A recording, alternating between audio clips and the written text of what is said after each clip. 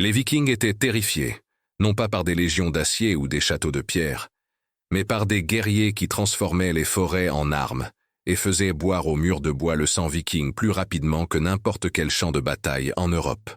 Année 854. Lieu: Apol, un fort de colline, où des défenseurs sémigaliens se tenaient entre l'expansion viking et l'or byzantin. Les chances semblaient dérisoires. Quelques centaines d'habitants des forêts contre les pillards qui avaient conquis de Lindisfarne au Volga. En 2 semaines, les Vikings, qui ne craignaient rien, ont appris à craindre la forêt. À la fin, vous comprendrez comment les labyrinthes de marais et les pièges cachés ont brisé à jamais la confiance viking. Comment une tribu se battant depuis des murs de bois a réalisé ce que les châteaux de pierre ne pouvaient pas. Pourquoi ce siège sans nom a changé la guerre nordique? Pourquoi aucune saga n'a osé enregistrer ce qui s'est passé dans cette vallée maudite? Pour comprendre ce qui a effrayé les Vikings en 854, vous devez d'abord comprendre ce qui a fait d'eux la terreur de 3 continents.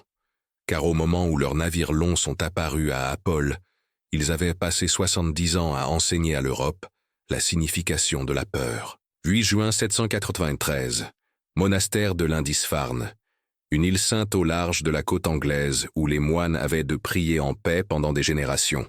Les Vikings sont venus avec la marée de l'aube. Ils ont tué tous les moines qui ne pouvaient pas courir, brûlé des manuscrits qui avaient survécu depuis la chute de Rome, jeté des reliques sacrées dans la mer comme de vulgaires déchets. Bilan des victimes, 68 morts, le reste réduit en esclavage.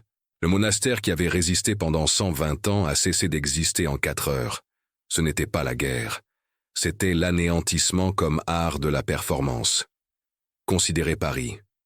En 845, Ragnar Lothbrok, si l'homme a existé, ou si le nom signifiait simplement tous les chefs vikings, a amené 120 navires sur la Seine. Le roi Charles le Chauve a payé 7000 livres d'argent pour les faire partir. Ils ont pris l'argent et sont revenus 3 fois de plus. En 885, Paris avait payé assez de rançon pour financer un royaume. Pourtant, les navires dragons sont revenus. Les Vikings avaient découvert quelque chose de plus rentable que la conquête, la mise à rançon de la civilisation elle-même. York est tombée en 866. La capitale northumbrienne, défendue par des murs de pierre et des soldats professionnels, a tenu 2 jours. Population avant l'assaut, 15 000. Après, moins de 3 000 survivants, la plupart vendus comme esclaves sur les marchés de Dublin. Le grand royaume anglo-saxon de Northumbrie a simplement cessé d'exister. Aucune négociation, aucune condition. Juste une apocalypse soudaine, suivie de nouveaux maîtres qui parlaient une langue que les conquis ne pouvaient pas comprendre. Mais voici où ça devient fou. Constantinople, les murs de la ville qui avaient résisté contre les Perses et les Arabes, a fait face à l'assaut viking en 860. Les Russes, Vikings de l'Est, qui avaient échangé les navires longs contre des bateaux fluviaux, sont apparus devant la plus grande ville de la chrétienté avec 200 navires. Ils n'ont pas pris la ville, mais ils ont brûlé tout ce qui se trouvait à l'extérieur des murs et sont rentrés chez eux riches. Les Romains, qui avaient écrasé des légions, ont payé tribut à des guerriers qu'ils appelaient barbares. Les mathématiques de la guerre viking étaient brutalement simples. Vitesse plus surprise plus impitoyabilité absolue, égalaient une victoire contre des ennemis qui se battaient, selon des règles que les Vikings n'avaient jamais entendues. Leurs navires longs étaient des armes autant que des moyens de transport. Le faible tirant d'eau signifiait qu'ils pouvaient naviguer sur des rivières que les navires de guerre appropriés ne pouvaient pas emprunter. 70 pieds de chaîne et de fer transportant 30 guerriers. Échouer le navire, piller une ville. Être parti avant que le seigneur local n'entende même parler de l'attaque. Les navires se déplaçaient comme des loups, rapides et silencieux. Au moment où les fermiers voyaient des têtes de dragons à l'horizon, leurs filles étaient déjà attachées ensemble dans la cale. Le secret de la domination viking n'était pas seulement les navires, c'était la culture transformée en armes. Une société qui envoyait ces jeunes hommes en travail d'été. Le terme désinvolte pour ce que leurs victimes appelaient apocalypse. Les garçons qui se sont prouvés lors des raids ont gagné des terres, des épouses, le respect. Ceux qui sont morts sont allés au Valhalla où ils festoyaient avec Odin. Les Vikings avaient transformé la croyance en l'au-delà en intrépidité au combat. Comment vaincre un ennemi qui considère la mort comme une promotion? Leur métallurgie leur donnait des avantages que d'autres armées ne pouvaient égaler. Lames soudées à motifs, acier plié qui gardait des bords assez tranchants pour fendre des boucliers. Forgés par des forgerons qui avaient appris leur métier de 3 générations de fabricants d'armes, une épée viking était un héritage transmis de père en fils. Chaque lame nommée, chacune portant la réputation de chaque guerrier qui l'avait maniée. Quand une hache viking mordait à travers la maille franque, ce n'était pas seulement de l'acier supérieur, c'était la connaissance accumulée d'une culture qui valorisait l'artisanat des armes au-dessus de presque tout le reste. Mais la véritable arme était psychologique. Les Vikings cultivaient la terreur comme les fermiers s'occupent des récoltes. Ils ne se contentèrent pas de tuer, ils rendaient le meurtre visible. Crucifixion sur les plages où les navires marchands les verraient. Aigle de sang. Le rituel où les côtes étaient arrachées des épines dorsales et les poumons tirés comme des ailes, effectué sur des nobles capturés où tout le monde pouvait regarder. La torture n'était pas de la cruauté. C'était du marketing. Chaque atrocité diffusait le message. Rendez-vous immédiatement ou affrontez des horreurs que votre imagination ne peut englober. Les berserkers étaient la terreur incarnée. Des guerriers qui se mettaient dans des états de transe de combat, qui se battaient nus ou en peau nue, qui semblaient ne ressentir aucune douleur et ne montraient aucune peur. Que la folie vienne des champignons, de l'hydromel ou d'une véritable extase religieuse, n'avait pas d'importance pour le paysan regardant un géant hurlant, chargé à travers des tempêtes de flèches, sans ralentir. Le berserker était la preuve que les Vikings n'étaient pas tout à fait humains, qu'ils avaient fait des pactes avec des forces que les gens civilisés avaient peur de nommer. En 854, ce système avait conquis la moitié de la Grande-Bretagne, la majeure partie de l'Irlande, des morceaux de Francia. Les marchands vikings contrôlèrent les routes commerciales de Bagdad à Dublin. Leur langue influençait les anglo-saxons si profondément que l'anglais porte encore leurs mots. 3 générations prouvant que la mobilité, l'impitoyabilité et l'intrépidité culturelle pouvaient renverser n'importe quel royaume assez stupide pour se battre loyalement. C'est pourquoi ce qui s'est passé à Apple n'a aucun sens.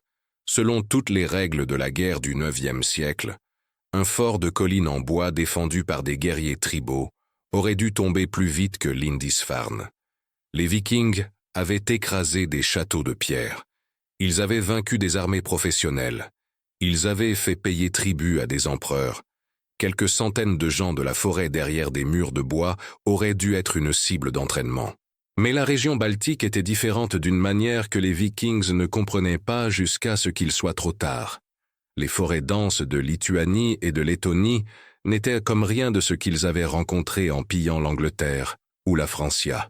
C'étaient des zones sauvages de vieille croissance, où les arbres poussaient si épais que la lumière du soleil atteignait à peine le sol, où le sol forestier était un labyrinthe de racines et de bois tombés qui rendait la cavalerie impossible, et même le mouvement de l'infanterie épuisant. Les Vikings étaient des gens de navires.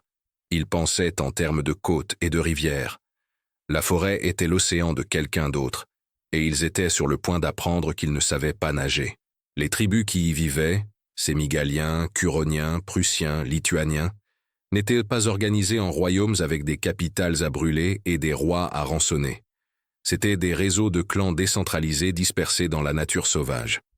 Chaque tribu indépendante, mais alliée lorsqu'elle était menacée.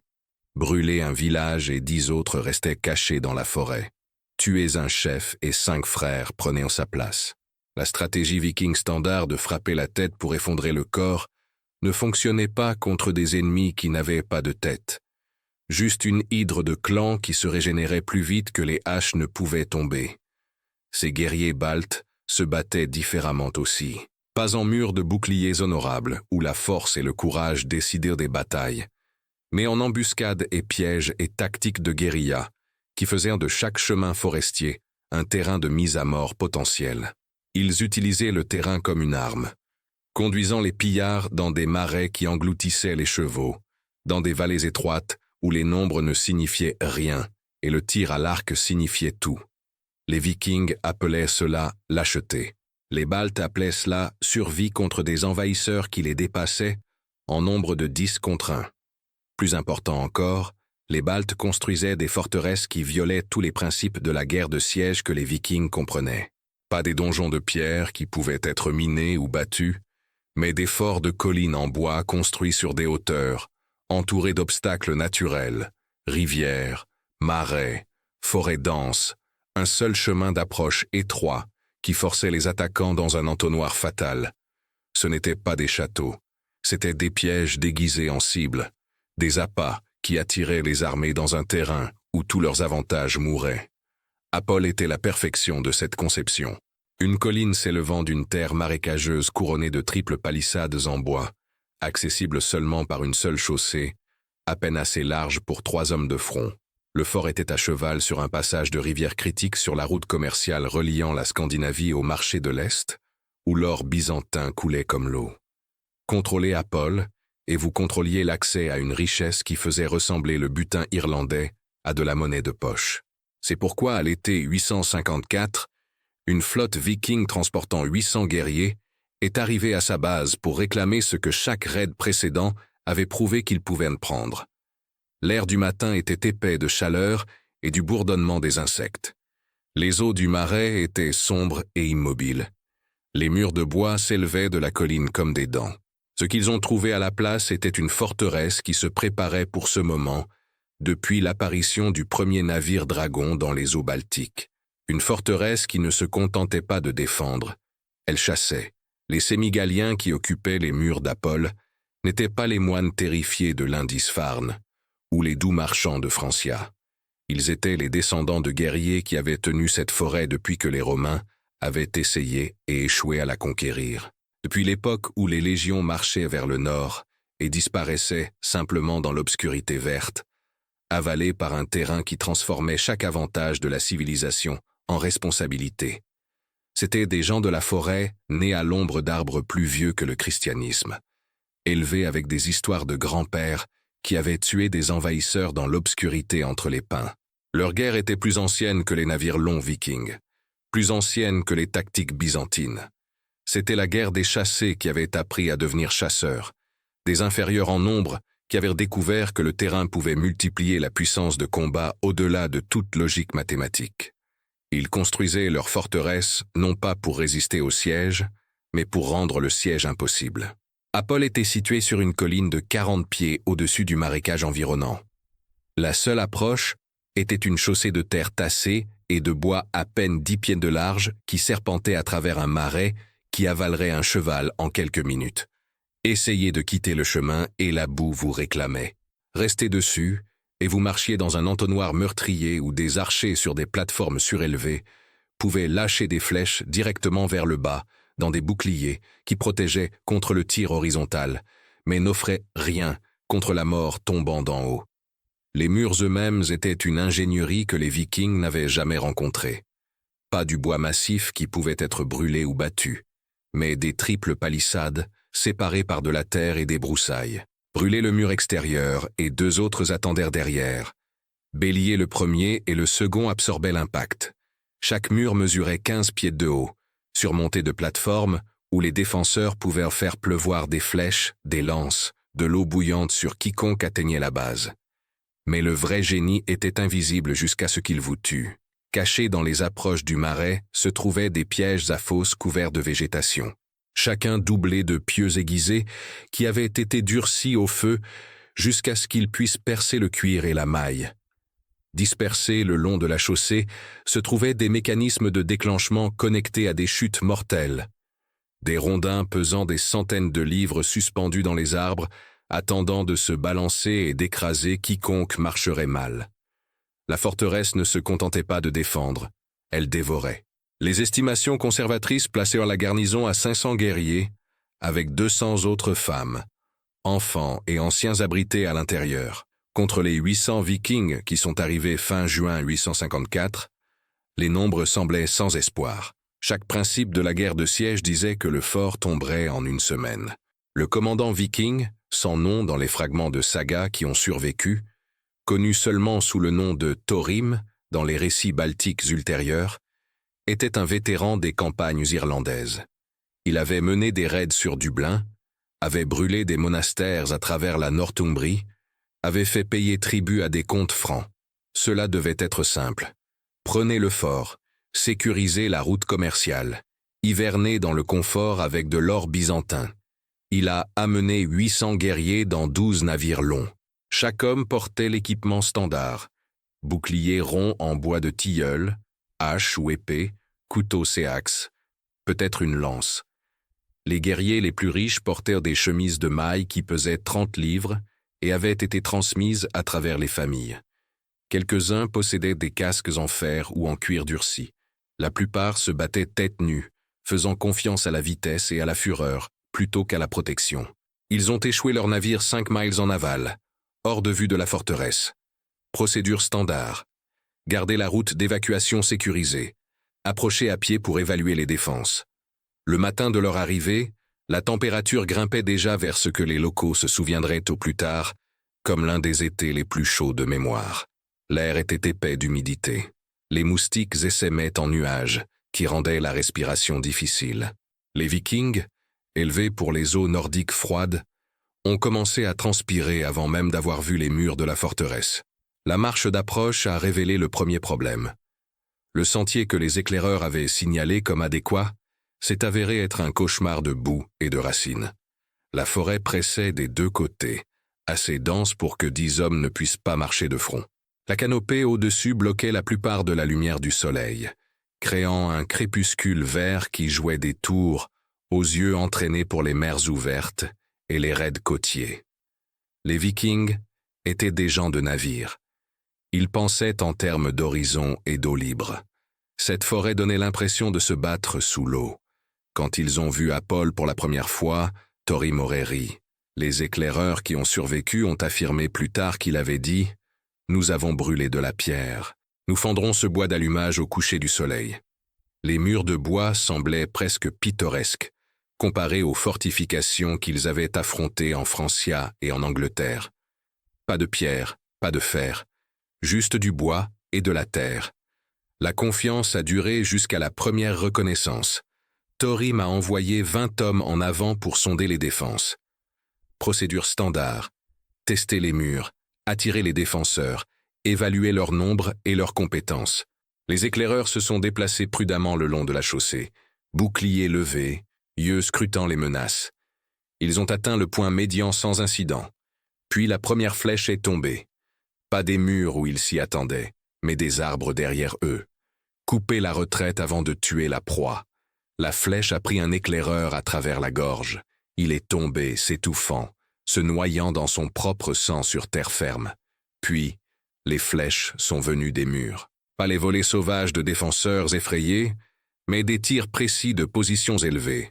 Des hampes qui tombaient presque verticalement, perçant le haut des boucliers, trouvant des lacunes dans la maille, cherchant la chair avec une certitude mathématique. 12 des 20 sont revenus à la force principale. 3 sont morts sur la chaussée. 5 autres sont sortis du chemin en essayant de trouver une couverture et ont simplement disparu dans le marais. Leurs cris alors que la boue les réclamait ont duré plus longtemps que leurs camarades ne voulaient se souvenir.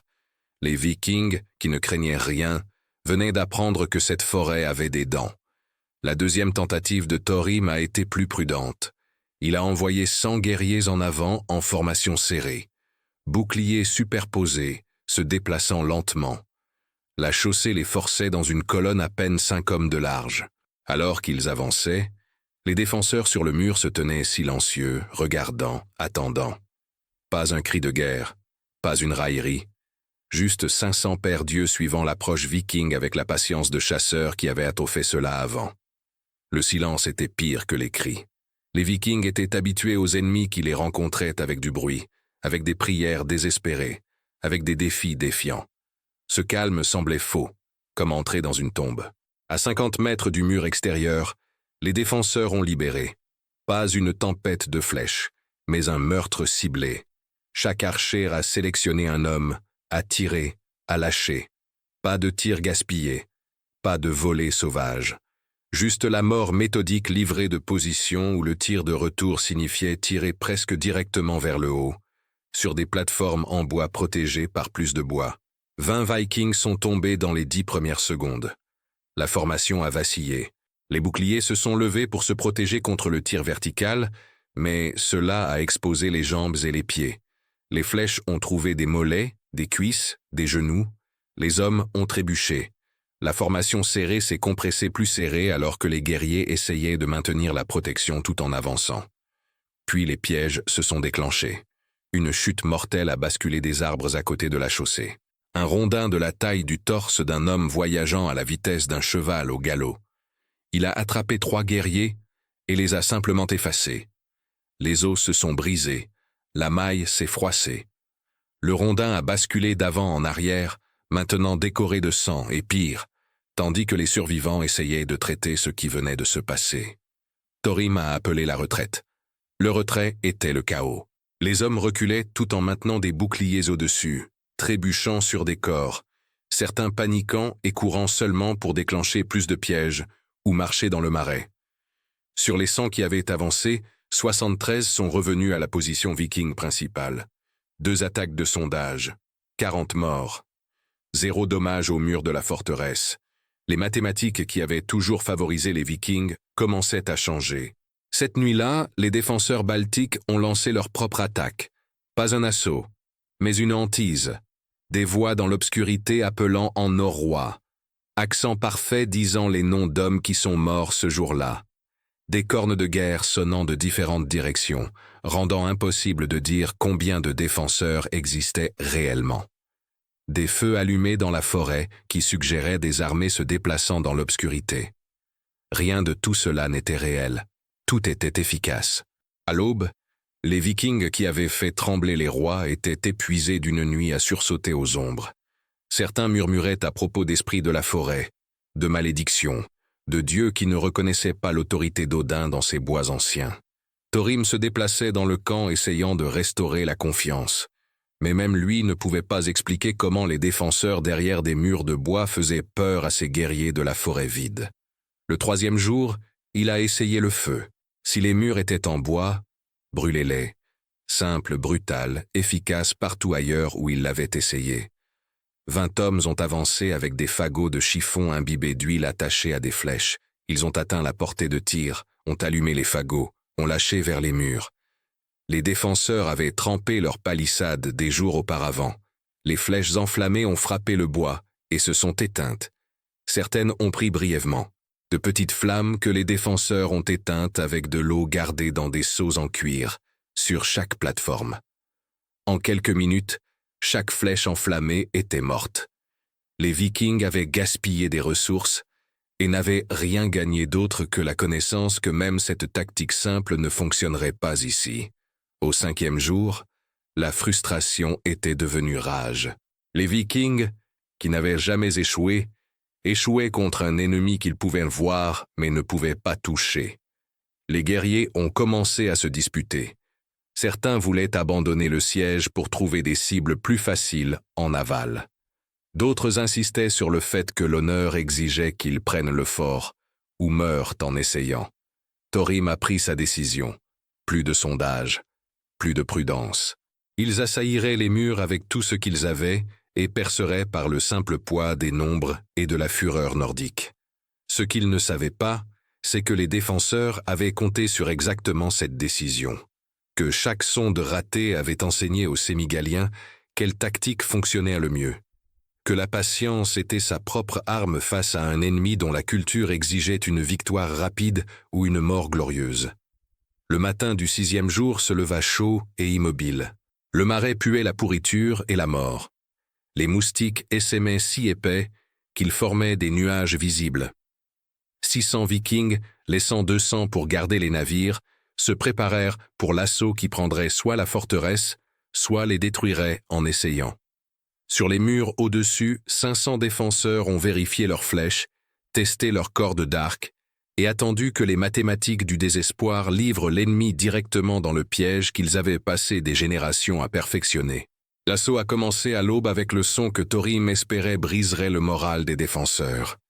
600 Vikings battant des haches contre des boucliers. Un tonnerre qui avait précédé la chute de monastères et de royaumes. Le rythme qui annonçait que l'apocalypse arrivait, et que rien ne pouvait l'arrêter. Ils ont crié leurs cris de guerre, ont appelé Odin et Thor, ont promis aux défenseurs des morts rapides s'ils se rendaient maintenant. Les Sémigaliens ont répondu avec le silence. Complet, absolu. 600 hommes hurlant et 500 défenseurs se tenant immobiles comme de la pierre sculptée. Le seul mouvement était l'ajustement lent des bras d'arc suivant les cibles. Le seul son des murs était le vent à travers le bois. C'était déconcertant dans sa simplicité. Chaque ennemi que les Vikings avaient affronté les rencontrait avec du bruit, des prières désespérées, des défis défiants, des cris de bataille destinés à se convaincre qu'ils pouvaient gagner. Mais ces guerriers de la forêt se tenaient dans un silence qui semblait avaler le son lui-même, comme si la forteresse retenait son souffle, attendant. La première vague a frappé la chaussée en courant. 200 guerriers, boucliers levés, se déplaçant rapidement pour minimiser le temps sous les flèches. Le terrain meurtrier les a réclamés immédiatement. Les défenseurs sur 3 niveaux de mur ont libéré en volées coordonnées, ne tirant pas à volonté, mais en vagues disciplinées, qui créaient une chute continue de flèches. Dès qu'un rang lâchait, il reculait pour enclencher de nouvelles hampes, pendant que le deuxième rang libérait. Les flèches tombaient comme la neige d'hiver, chaque hampe cherchant la chair, avec la précision de chasseurs qui avaient pratiqué ce scénario exact depuis l'enfance. Les Vikings tombaient, non pas dans des scènes de mort dramatiques, mais dans l'arithmétique laide de la guerre de tir à l'arc. Une flèche à travers une cuisse qui envoyait un homme s'écraser, un autre guerrier trébuchant sur lui, 3 autres trébuchant dans l'empilement. Une hampe trouvant l'écart entre le casque et la maille, faisant tomber un homme instantanément, son voisin s'arrêtant pour vérifier s'il vivait, prenant une flèche dans l'épaule pour sa loyauté. La chaussée est devenue un chaos de corps tombants et de guerriers essayant de maintenir la formation, tandis que la mort pleuvait de 3 directions. Ceux qui ont atteint la base du mur extérieur ont trouvé un abri temporaire. L'angle était trop raide pour que les défenseurs directement au-dessus tirent directement vers le bas. Pendant un moment, les survivants ont repris leur souffle, puis l'eau bouillante est venue. Des seaux en cuir chauffés sur des feux derrière les murs. Les défenseurs les ont versés sur le bord, sur les guerriers pressés contre le bois. Les cris étaient immédiats. Mailles chauffées à brûlure, peau bouillie en dessous. Les hommes ont trébuché en arrière dans le tir de flèches, essayant d'échapper à l'ébouillantage seulement pour prendre des hampes, à travers les lacunes de leur défense paniquée. Sur les 200 qui ont chargé, peut-être 140 sont revenus aux lignes vikings. Pas en courant, reculant lentement, boucliers levés, traînant les blessés, maintenant quelle discipline ils pouvaient. Mais les mathématiques étaient brutales. 60 victimes, 0 dommage au mur, pas même une marque sur le bois. Thorim a regardé ses guerriers se retirer et a senti le premier doigt froid d'un vrai doute. Mais il était viking. Il avait une réputation à maintenir, un honneur qui exigeait la victoire. Il a ordonné la deuxième vague immédiatement. Pas de pause pour que les défenseurs se reposent. Gardez la pression constante. Usez-les par un assaut implacable pur. 300 guerriers cette fois, la moitié de sa force restante. Ils ont chargé pendant que les corps de la première vague refroidissaient encore sur la chaussée. Le même terrain meurtrier, la même tempête de flèches, les mêmes mathématiques de mort contre distance. Mais cette vague a apporté quelque chose de nouveau. 20 berserkers qui s'étaient mis dans une transe de bataille avec des champignons, de l'hydromel et des prières murmurées aux anciens dieux. Des hommes qui ne ressentaient aucune douleur, qui considéraient la mort comme un passage au Valhalla, qui chargeaient torse nu à travers des tempêtes de flèches qui feraient tressaillir les guerriers normaux. Les berserkers ont mené l'assaut. Ils ont absorbé des flèches qui auraient tué des hommes ordinaires et ont continué à venir. L'un a pris 3 hampes à travers la poitrine et a quand même atteint le mur. Il a planté une échelle d'escalade contre le bois, a commencé à grimper, même alors que le sang coulait de ses blessures. 2 défenseurs au-dessus lui ont tiré 4 fois de plus. Il a grimpé 3 barreaux de plus avant de finalement tomber en arrière, s'écrasant dans les guerriers en dessous. La folie était contagieuse dans le pire sens. Elle a fait abandonner la prudence aux autres vikings. Si les berserkers pouvaient charger à travers la mort, eux aussi le pouvaient. Les guerriers ont rompu la formation pour suivre leur champion. Ils ont couru directement dans les pièges que la patience aurait évités. Un piège à fosse s'est effondré sous un groupe de guerriers. 4 hommes sont tombés sur des pieux aiguisés qui ont percé la maille et la chair. Leurs cris étaient humides, finaux. Les guerriers derrière eux se sont arrêtés, regardant leurs amis empalés comme de la viande sur des broches. Cette pause leur a coûté. Les flèches ont trouvé les cibles stationnaires. Puis une chute mortelle a basculé du bord de la forêt. Le rondin a attrapé 6 hommes et les a brisés. Pas tués proprement, mais écrasés. Côtes brisées, épines cassées. Hommes laissés vivants mais détruits. Leurs corps pliés en forme qui ne devraient pas exister. L'assaut s'est effondré dans le chaos. Certains guerriers ont poussé en avant vers les murs. D'autres se sont figés, submergés par le carnage. Quelques-uns ont rompu et ont couru. L'honneur soit damné. L'instinct de survie l'emportant finalement sur le conditionnement culturel. Le jeune Bjorn, à peine 18 hivers, lors de son premier raid, promis gloire et or par son père qui était mort à York, s'est retrouvé face à face avec la mort tombant d'en haut. Une flèche l'a pris à travers l'épaule. Pas fatal, mais agonisant. Il a trébuché, est tombé à genoux sur la chaussée. Une autre hampe a raté sa tête de quelques centimètres. Il a levé les yeux vers les murs, vers les défenseurs encochant calmement de nouvelles flèches, et a compris avec une clarté soudaine que ce n'était pas une bataille, c'était une exécution. Il a rampé en arrière, se traînant avec un bon bras pendant que son épaule versait du sang. Un guerrier qu'il ne connaissait pas l'a attrapé, l'a hissé, l'a à moitié porté de retour aux lignes vikings. Bjorn a survécu. L'homme qui l'a sauvé a pris une flèche à travers l'œil pendant la retraite et est mort sans jamais connaître le nom du garçon qui l'avait sauvé. Sur les 300 qui ont attaqué dans la deuxième vague, moins de 200 sont revenus. La chaussée était maintenant tapissée de corps. Les Vikings avaient perdu plus de 200 guerriers en 2 heures de combat.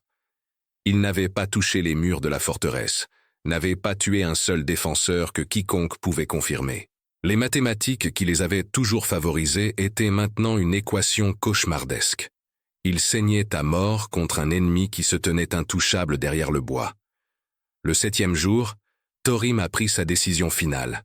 Un dernier assaut. Tout ce qu'ils avaient. Si cela échouait, ils se retireraient et affronteraient la honte. Mais au moins, ils auraient essayé. Au moins, ils auraient honoré le code guerrier qui exigeait que vous mouriez en combattant plutôt que de fuir. 400 guerriers se sont formés. Chaque homme qui pouvait encore tenir une arme. Les blessés qui pouvaient marcher ont insisté pour se joindre. Mieux valait mourir dans l'assaut que survivre dans la disgrâce. La charge finale a commencé juste après l'aube. 400 Vikings compressés sur une chaussée conçue pour 3 hommes de front. Ils devaient grimper sur leurs propres morts des assauts précédents. Les corps avaient gonflé dans la chaleur, éclaté, fui des fluides qui rendaient le pied traître. L'odeur était apocalyptique. Mais les Vikings sont venus parce que c'était qui ils étaient. Des guerriers qui mouraient debout plutôt que de vivre à genoux. Les défenseurs ont libéré chaque flèche qu'ils avaient économisée. Les volées venaient si vite qu'elles se chevauchaient. L'air lui-même semblait fait de bois et de fer. Les hampes ont percé les boucliers, la maille, la chair et l'os. Les Vikings sont tombés en groupe, ont trébuché sur des corps, ont trébuché dans des pièges qui avaient été réinitialisés pendant la nuit. Mais cette fois, le simple poids des nombres a porté certains guerriers au mur. 30, peut-être 40, l'ont fait jusqu'à la base. Ils ont planté des échelles, ont commencé à grimper. Enfin, ils atteindraient les défenseurs et finiraient cela avec de l'acier et de la fureur à courte portée, où le tir à l'arc ne signifiait rien. Le premier Viking à atteindre le sommet du mur s'appelait Gunnar, vétéran de 20 raids, tueur d'hommes dans 4 pays. Il a dégagé le rempart, a vu les défenseurs de près pour la première fois. Ce n'étaient pas les primitifs terrifiés qu'il avait imaginés. Ils étaient calmes, professionnels, tirant déjà les longs couteaux qu'ils utilisaient quand les arcs devenaient impraticables. Gunnar a duré 5 secondes. Un guerrier sémigalien, nommé plus tard dans les récits baltiques d'Alantas, appelé l'ours, pour des raisons qui sont devenues immédiatement apparentes, l'a rencontré avec une hache qui aurait pu être forgée par les mêmes dieux qui avaient fait l'arme de Gunnar. Les 2 lames se sont rencontrées. Dalanta était plus grand, plus frais, combattant depuis un sol stable tandis que Gunnar s'équilibrait sur une échelle. La hache est descendue. Le crâne de Gunnar s'est fendu. Il est tombé en arrière de l'échelle, s'est écrasé dans les guerriers grimpant derrière lui. 3 hommes sont tombés dans un enchevêtrement de membres et de métal, mais plus de Vikings ont atteint le sommet. Pendant 10 minutes qui ont semblé des heures, le combat au corps à corps a fait rage sur les remparts. Les Vikings qui avaient terrorisé l'Europe ont rencontré des guerriers de la forêt qui n'avaient jamais connu la défaite sur leur propre terrain. Les haches sonnaient contre les haches. Les hommes luttaient et tombaient. Le sang rendait les plateformes en bois glissantes. Les défenseurs ont tenu. Pas facilement, pas sans perte. 3 sémigaliens sont morts dans les combats sur le rempart, les premières victimes de défenseurs confirmées de tout le siège. Mais ils ont cédé du terrain en maître, pas en percée. Et derrière eux, des guerriers frais entraient en rotation tandis que les Vikings épuisés n'avaient nulle part où tourner. Juste plus d'escalades désespérées, plus de morts sur des échelles, plus de corps tombants. Puis le moment qui a complètement brisé la volonté viking. Thorim lui-même, honteux de diriger depuis la sécurité, a grimpé une échelle pour rejoindre les combats sur le rempart. C'était un guerrier qualifié, expérimenté, fort. Il a dégagé le mur, a engagé Dalantas directement dans un combat singulier que les 2 côtés se sont arrêtés pour regarder. Ils ont échangé des coups, l'épée de Thorim contre la hache de Dalantas. Le commandant viking était plus rapide, mais le sémigalien était frais, tandis que Thorim avait mené des assauts pendant 7 jours avec peu de sommeil et moins de nourriture. L'épuisement s'est montré. La frappe de Thorim a ralenti. Sa défense a traîné. La hache de Dalantas a trouvé l'écart entre le casque et l'épaule. Pas un meurtre propre. Une blessure terrible qui a ouvert le cou et l'épaule de Thorim dans un jet de sang artériel. Le commandant viking est tombé sur le rempart, se noyant dans son propre sang. Regardant le ciel s'estomper au-dessus de lui, son dernier mot était apparemment un nom, celui de sa femme ou de sa fille, ou peut-être juste un son qui signifiait qu'il avait finalement réalisé que la gloire ne valait pas ce prix. Les Vikings sur le mur ont vu leur chef tomber et quelque chose en eux s'est brisé. Pas le courage, pas la compétence, juste la croyance qu'ils pouvaient gagner cela. Ils avaient perdu trop, saigné trop, étaient morts trop inutilement contre un ennemi qui continuait à tenir peu importe combien de fois il chargeait. Le retrait a commencé, pas en déroute, pas fuyant dans la panique, mais descendant des échelles, se retirant du mur, se reformant à la base de la chaussée. La retraite était ordonnée, disciplinée, professionnelle. Les défenseurs les ont laissés partir, conservant les flèches, contents de regarder leurs ennemis accepter enfin la réalité. Sur les 400 qui ont fait l'assaut final, 247 sont revenus au camp. 153 morts, y compris leur commandant. Pour une poignée de victimes de défenseurs et aucun dommage significatif à la forteresse. Les Vikings, qui n'avaient jamais fui de rien, se préparaient à faire ce que la honte exigeait qu'ils ne fassent jamais. Ils se préparaient à quitter un champ de bataille sans victoire. Les survivants ont rassemblé ce qu'ils pouvaient porter et ont abandonné ce qu'ils ne pouvaient pas. Armure trop endommagée pour être réparée. Armes trop lourdes pour des hommes épuisés. Les blessés qui ne pouvaient pas marcher faisaient face à un choix qu'aucun guerrier ne devrait faire, ramper après la colonne ou accepter la miséricorde de la forêt. La plupart ont choisi la lame. Leurs frères ont pleuré en la délivrant. La retraite a commencé à midi le 8e jour. 247 guerriers sur les 800 originaux. Des blessés marchands qui auraient dû être portés mais devaient trébucher seuls parce qu'il n'y avait pas assez d'hommes entiers pour les porter.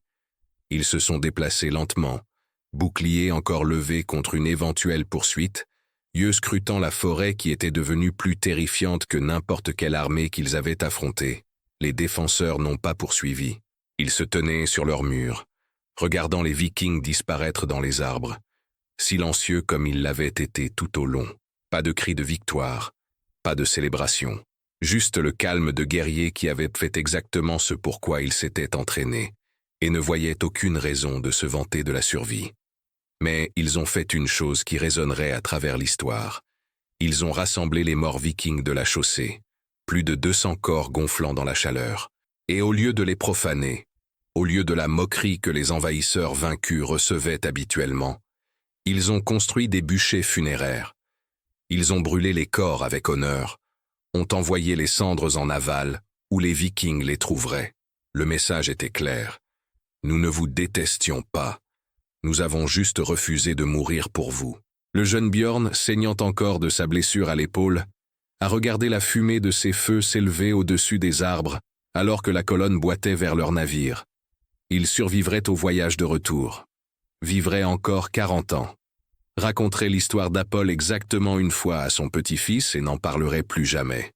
Certaines victoires hantent, certaines défaites enseignent. Celle-ci a fait les deux. Les Vikings ont atteint leur navire 3 jours plus tard. 12 navires longs qui avaient transporté 800 guerriers confiants chargèrent maintenant 247 survivants brisés. Ils ont navigué vers le nord avec des bancs vides et une connaissance qui changerait la stratégie viking pendant une génération. Voici ce que votre professeur d'histoire ne vous a jamais dit. Le siège d'Apol a duré 8 jours. Les estimations conservatrices placent les victimes vikings à 553 morts, avec des centaines de blessés supplémentaires. Perte des défenseurs. Moins de 20 morts confirmés, peut-être 50 blessés. Le taux d'échange était catastrophique. Pour chaque défenseur tombé, près de 30 vikings sont morts. Mais la véritable victime était la mythologie.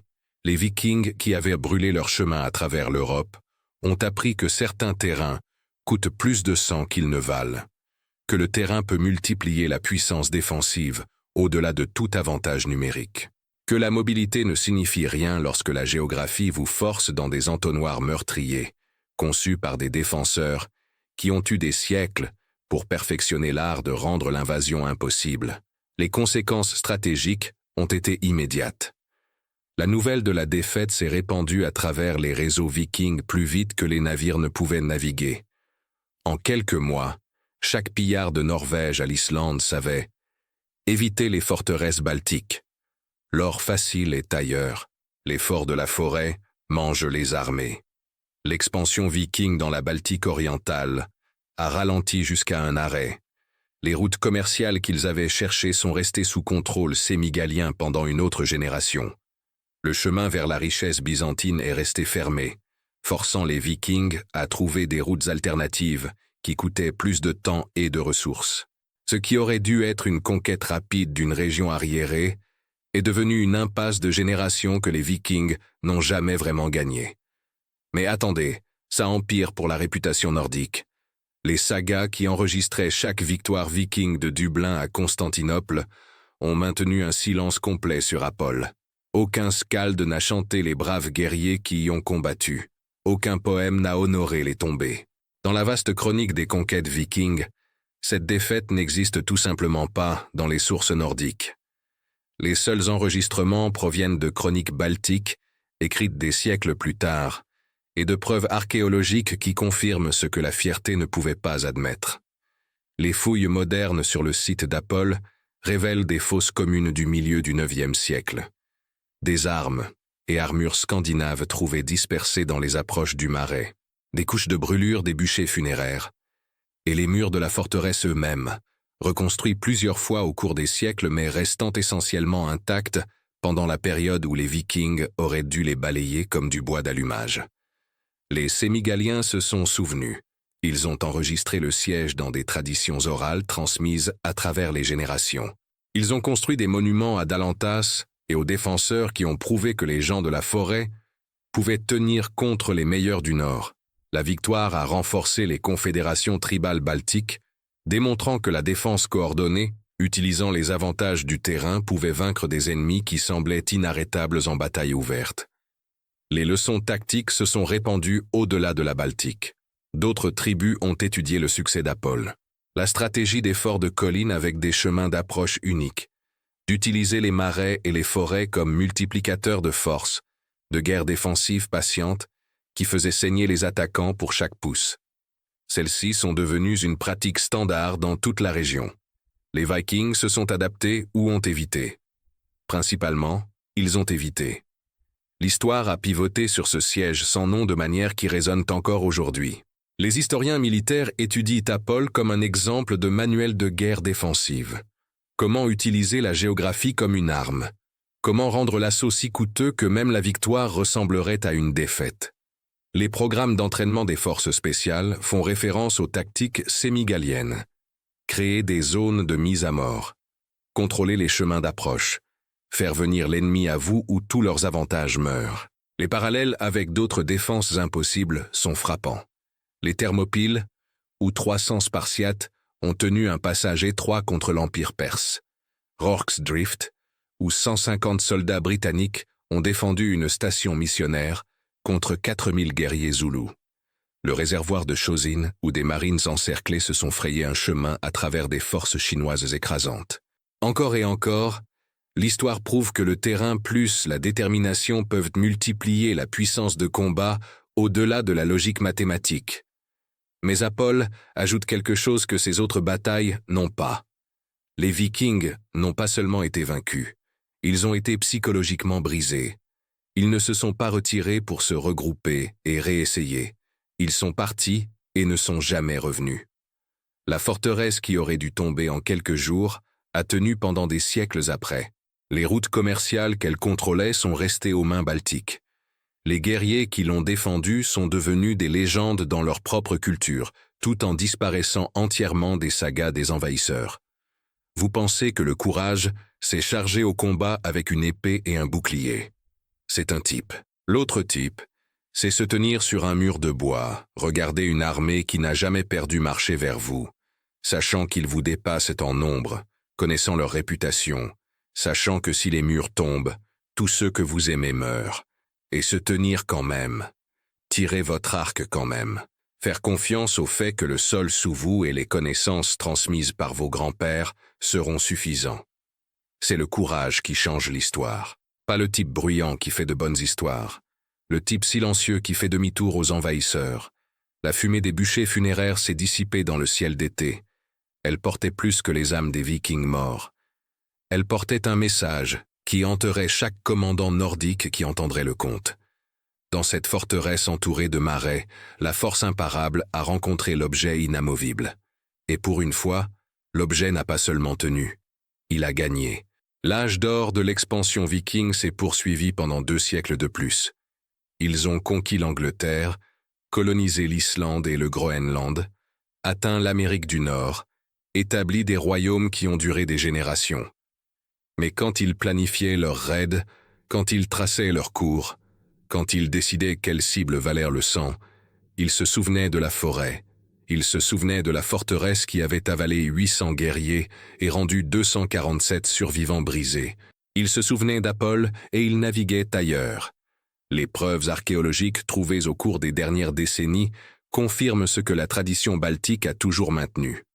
La forteresse est restée essentiellement inchangée jusqu'au XIIIe siècle, lorsque les chevaliers teutoniques ont finalement apporté assez d'équipements de siège et de main-d'œuvre pour la réduire par l'ingénierie plutôt que par l'assaut. Même alors, cela a pris des mois. Les murs que les Vikings ne pouvaient pas briser ont nécessité une technologie de siège médiévale pour se fissurer. Les derniers défenseurs sémigaliens d'Apol sont finalement tombés non pas face aux pillards, mais face à la conquête systématique de la croisade organisée. Mais ils avaient tenu leur terrain pendant 400 ans après que les Vikings aient appris leur leçon. 4 siècles pendant lesquels la forêt est restée non conquise. 4 siècles pendant lesquels ce siège unique a résonné à travers la guerre nordique, comme preuve que certains terrains coûtent plus que la gloire ne peut payer. Aujourd'hui, le site est une colline herbeuse surplombant des marécages qui ont été partiellement drainés par l'agriculture moderne. Des marqueurs archéologiques montrent où les murs se tenaient autrefois. Des plaques d'information racontent des versions aseptisées de la bataille. Les touristes visitent en été, prennent des photos, partent sans vraiment saisir ce qui s'est passé ici. Mais si vous vous tenez sur cette colline à l'aube, quand la brume s'élève du marais restant et que la forêt presse de près, vous pouvez presque l'entendre. Le silence de 500 défenseurs regardant 800 pillards marcher vers leur perte. Le sifflement des flèches tombant comme la neige d'hiver. Les cris d'hommes se noyant dans la boue. Le fracas des chutes mortelles se balançant dans l'air matinal. Et sous tout cela, la certitude tranquille de guerriers qui connaissaient leur terrain, faisaient confiance à leur stratégie et refusaient de céder même lorsque les mathématiques disaient qu'ils le devraient. Les Vikings ont appris à l'Europe à craindre les navires dragons. Les Sémigaliens ont appris aux Vikings à craindre la forêt. Dans cet échange, les empires ont appris ce que les défenseurs de terrains impossibles ont toujours su. Le terrain ne se soucie pas de la réputation. La géographie ne s'incline pas devant la gloire. Et parfois, le côté qui refuse de bouger vainc le côté qui ne peut pas arrêter de bouger. La forteresse a tenu. Les Vikings ont fui. Et dans le silence après la bataille, vous pouviez entendre le son de l'inévitabilité, apprenant qu'elle avait des limites. Ils sont venus en conquérants qui n'avaient jamais connu la défaite. Ils sont partis en conteurs d'une leçon trop honteuse à enregistrer. Dans cette forêt, le temps s'est déplacé de côté vers une époque où le sol lui-même pouvait riposter.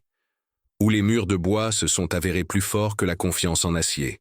Où 500 ont fait comprendre à 800 que certaines victoires coûtent plus que n'importe quelle défaite. Le dernier navire viking a disparu en aval. Les défenseurs sont retournés à leur vie. Et dans le calme qui a suivi, la forêt a repris sa veille patiente sur un terrain qui avait bu profondément du sang nordique et se souviendrait du goût pendant des siècles.